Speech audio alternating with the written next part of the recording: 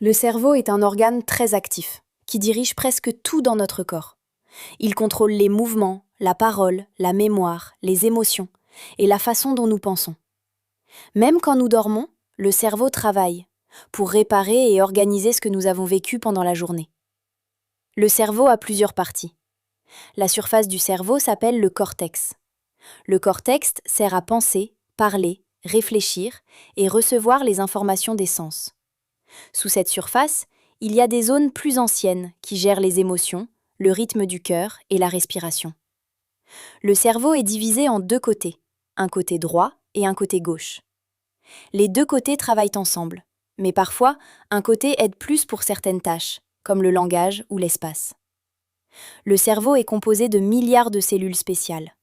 Ces cellules s'appellent des neurones. Un neurone est une cellule qui envoie des messages. Les neurones communiquent entre eux par de petits contacts que l'on nomme des synapses. Une synapse est un point de contact où les neurones se passent des messages chimiques et électriques. Ces messages chimiques s'appellent des neurotransmetteurs, ce qui veut dire des messagers chimiques. Les neurotransmetteurs aident à transmettre l'information très vite d'un neurone à l'autre. L'apprentissage change le cerveau. Quand nous apprenons une nouvelle chose, comme un mot en français, des connexions entre neurones se forment ou deviennent plus fortes. Répéter une action ou une information aide ces liens à se consolider. Cette capacité du cerveau à changer et à créer de nouvelles connexions rend l'apprentissage possible. Les chercheurs parlent parfois de plasticité cérébrale, ce qui veut dire la capacité du cerveau à se transformer. En pratique, cela veut dire qu'apprendre régulièrement peut améliorer notre cerveau, même à l'âge adulte.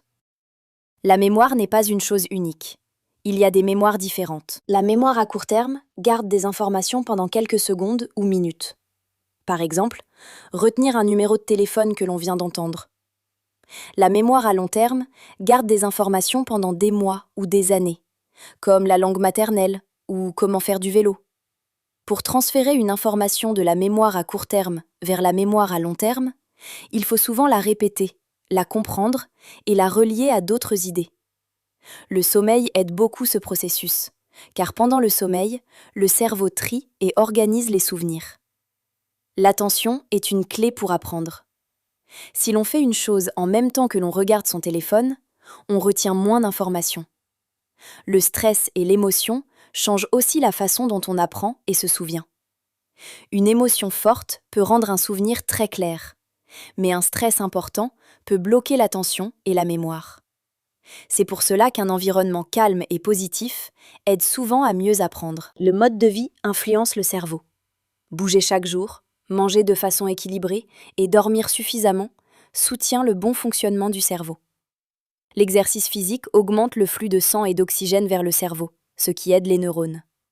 Les activités sociales et mentales, comme lire, parler avec des amis ou apprendre une nouvelle langue, stimulent le cerveau et favorisent la création de nouvelles connexions.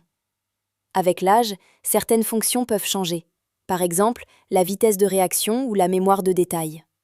Cependant, le cerveau garde une importante capacité d'adaptation. Continuer à apprendre et à rester actif physiquement et socialement aide à garder le cerveau en bonne forme. Des habitudes simples comme bien dormir, manger des légumes, marcher et parler avec d'autres personnes ont un grand effet sur la santé mentale. En fin de compte, le cerveau est un organe flexible et puissant.